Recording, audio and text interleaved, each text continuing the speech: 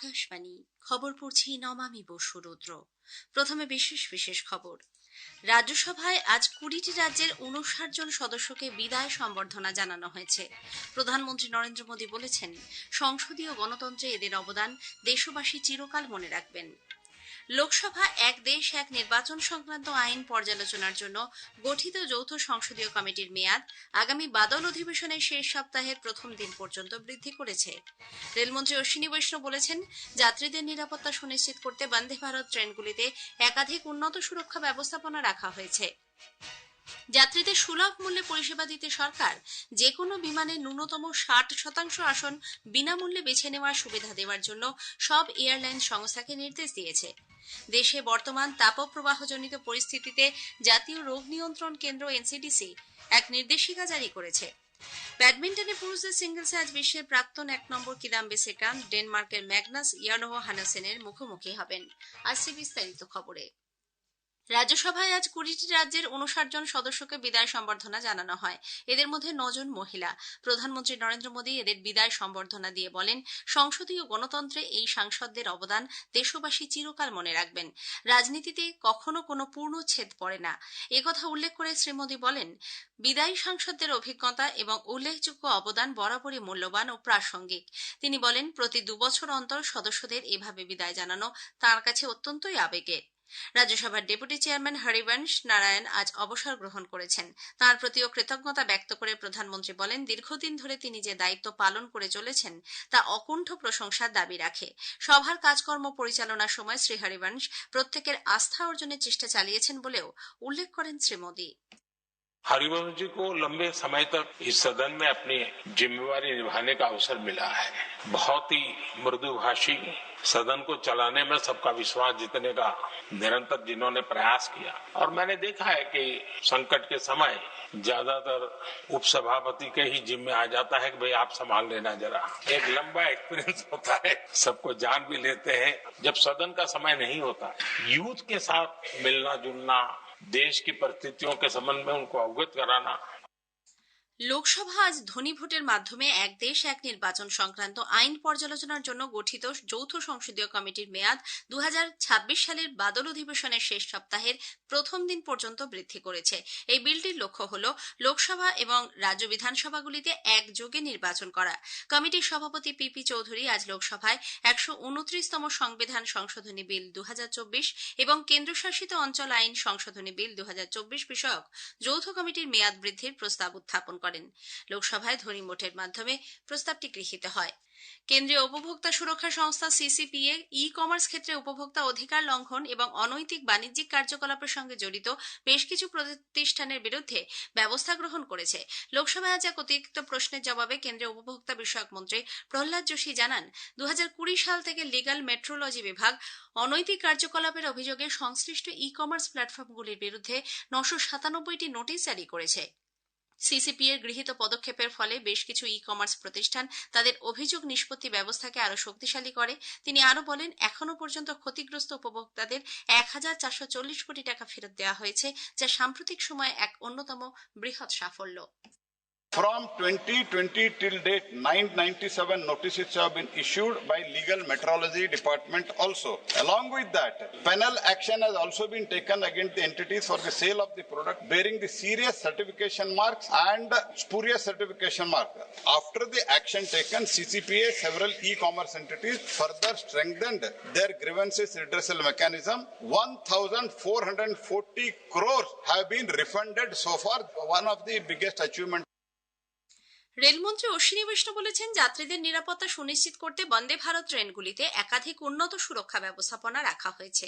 লোকসভার প্রশ্নোত্তরকালে এক অতিরিক্ত প্রশ্নের জবাবে রেলমন্ত্রী অশ্বিনী বৈষ্ণব বলেন, কোন রকম দুর্ঘটনা হলে ট্রেনের কোচ যাতে অন্য কোচের ওপর না উঠে যায় সেজন্য বন্দে ভারতগুলিতে থাকছে অ্যান্টি ক্লাইম্বিং ব্যবস্থাপনা। দুর্ঘটনা এড়াতেও দেশীয় পদ্ধতিতে তৈরি স্বয়ংক্রিয় ট্রেন সুরক্ষা ব্যবস্থা কবচ ট্রেনগুলির সঙ্গে যুক্ত করে দেওয়া হয়েছে। বহু এলাকায় রেল লাইনের দুপাশেই দেওয়া হয়েছে বেড়ার কাজ, লাগানো হয়েছে উন্নত প্রযুক্তির ক্যামেরাও। রেলের প্রকল্প সময়মতো শেষ করার জন্য কার্যকর পদক্ষেপ গ্রহণের বিষয়ে রাজ্য সরকারগুলির কাছে আবেদন জানান রেলমন্ত্রী।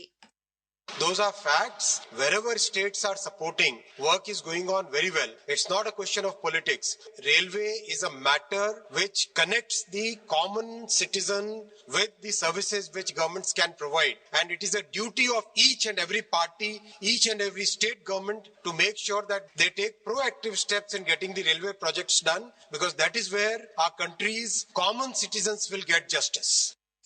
উড়ান চলাচলে যাত্রীদের সুলভ মূল্যে পরিষেবা দিতে সরকার যে কোনো বিমানে ন্যূনতম 60% আসন বিনামূল্যে বেছে নেওয়ার সুবিধা দেওয়ার জন্য সব এয়ারলাইন সংস্থাকে নির্দেশ দিয়েছে। বিমান পরিবহনের স্বচ্ছতা এবং বৈষম্য রুখতে অসামরিক উড়ান চলাচল মন্ত্রক আজ ডিজিসি এর মাধ্যমে এই নির্দেশিকা জারি করে। মন্ত্রক জানিয়েছে, একই পিএনআর থাকা যাত্রীদের একসঙ্গে আসন বরাদ্দ করতে হবে, সম্ভব হলে তা পাশাপাশি দেওয়াই বাঞ্ছনীয়। ক্রীড়া বা বাদ্যযন্ত্র পরিবহনের ক্ষেত্রে অত্যন্ত সতর্কতা এবং যত্ন সুনিশ্চিত করার নির্দেশ দিয়েছে মন্ত্রক। গৃহপালিত পশুদের ক্ষেত্রেও একইভাবে স্বচ্ছ এবং স্পষ্ট নীতি প্রণয়নের নির্দেশ দেওয়া হয়েছে। উড়ান বিলম্ব, বাতিল এবং বোর্ডিং এ অসম্মতির ক্ষেত্রে যাত্রীদের অধিকার সুরক্ষা কাঠামো কঠোরভাবে মেনে চলার উপর জোর দেওয়া হয়েছে। এয়ারলাইন্সের website, mobile app, booking platform এবং বিমানবন্দরের কাউন্টারে যাত্রী অধিকার সংক্রান্ত নীতি স্পষ্টভাবে উল্লেখ করতে হবে। সচেতনতামূলক যাবতীয় নির্দেশিকা যাত্রীদের আঞ্চলিক ভাষায় জানানোর জন্য উড়ান সংস্থাগুলিকে নির্দেশ দিয়েছে কেন্দ্র। প্রধানমন্ত্রী নরেন্দ্র মোদী 29 মার্চ রবিবার আকাশবাণীতে মন কি বাত অনুষ্ঠানে দেশ বিদেশের মানুষের সঙ্গে তাঁর চিন্তাভাবনা ভাগ করে নেবেন। এটি হবে মাসিক এই বেতার অনুষ্ঠানের 132তম পর্ব। মন কি বাতের জন্য এবারও সাধারণ মানুষের পরামর্শ, বক্তব্য, মতামত জানতে চেয়েছেন শ্রী মোদী। বার্তা পাঠানো যাবে MyGov open forum, Narendra Modi app কিংবা 1800117800 টোল ফ্রি নাম্বারে। আজকের প্রসঙ্গে এবারের বিষয় কানাডার প্রধানমন্ত্রী মার্ক কার্নির ভারত সফর এবং ভারত কানাডা দ্বিপাক্ষিক সম্পর্ক। এ বিষয় নিয়ে কানাডা প্রবাসী ভারতীয় বিজ্ঞানী ডক্টর সৈকত বসুর সঙ্গে কথা বলেছেন অভিজিৎ চক্রবর্তী। আজ শুনবেন দ্বিতীয় তথা শেষ পর্ব। অনুষ্ঠানটি শোনা যাবে রাত 9:30 গীতাঞ্জলি প্রচার তরঙ্গেও, ডিটিএইচ বাংলা পরিষেবা ও আকাশবাণী সংবাদ সোশ্যাল মিডিয়া প্ল্যাটফর্মে। এ খবর আপনারা শুনছেন আকাশবাণী থেকে। আমাদের সংবাদ শুনতে পাবেন ইউটিউব চ্যানেল আকাশবাণী সংবাদ বাংলা, ফেসবুক ও ইনস্টাগ্রাম আকাশবাণী সংবাদ কলকাতা এবং এক্স হ্যান্ডেল এআইআর নিউজ কলকাতাতে। দেশে বর্তমানে চলা তাপপ্রবাহজনিত পরিস্থিতির প্রেক্ষিতে জাতীয় রোগ নিয়ন্ত্রণ কেন্দ্র এনসিডিসি এক নির্দেশিকা জারি করেছে। হিটস্ট্রোক বা লু এর প্রকোপ থেকে সুরক্ষিত থাকতে প্রচুর পরিমাণে জলপান করা এবং দিনে তীব্রতা সর্বাধিক থাকার সময় ভারী কাজ এড়িয়ে চলা, গরমে হালকা রঙের পোশাক পরার পরামর্শ দেওয়া হয়েছে। এনসিডিসি আরও জানিয়েছে, হিটস্ট্রোকে আক্রান্ত কোনো ব্যক্তিকে প্রাথমিক চিকিৎসার সময় অবশ্যই কোনো ঠান্ডা স্থানে শুইয়ে রাখতে হবে। এরপর সেই ব্যক্তি কিছুটা ধাতস্থ হলে ঠান্ডা সেঁক দিতে হবে এবং সেই সঙ্গে অল্প পরিমাণে ঠান্ডা জল ও উচ্চমাত্রার জলীয় খাবার দিতে হবে।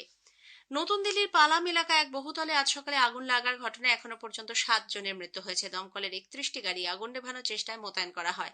দিল্লির মুখ্যমন্ত্রী রেখা গুপ্তা বলেছেন, জেলা প্রশাসন, দিল্লি পুলিশ এবং দমকল উদ্ধার কাজ চালাচ্ছে। গঠন করা হয়েছে জেলা শাসক পর্যায়ের এক তদন্ত কমিটি।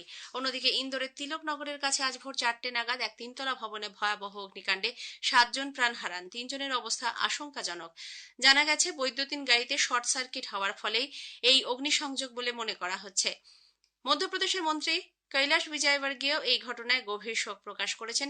শীঘ্রই এক বিশেষজ্ঞ কমিটি গঠন করে ঘটনার পূর্ণাঙ্গ তদন্তের নির্দেশ দিয়েছেন তিনি। পিআইবির ফ্যাক্ট চেক ইউনিট ইউথ খেলো ইন্ডিয়া ফেডারেশন নামে এক সংস্থাকে ভুয়ো বলে জানিয়েছে। সংস্থাটি নিজেদের ভারতের অলিম্পিক অ্যাসোসিয়েশনের অন্তর্ভুক্ত বলে দাবি করেছিল। থাইল্যান্ডের আন্তর্জাতিক গেমস 2026-এর প্রবেশ মূল্য হিসেবে খেলোয়াড় প্রতি $825 মার্কিন চেয়েছিল তারা। ফরাসি রাষ্ট্রপতি ইমানুয়েল ম্যাক্রো জানিয়েছেন, তাঁর দেশ হরমুজ প্রণালীর নিরাপত্তা নিশ্চিত করতে প্রস্তুত, তবে তা বর্তমান মধ্যপ্রাচ্যের যুদ্ধ থেকে সম্পূর্ণ আলাদা একটি অভিযানের অংশ হবে।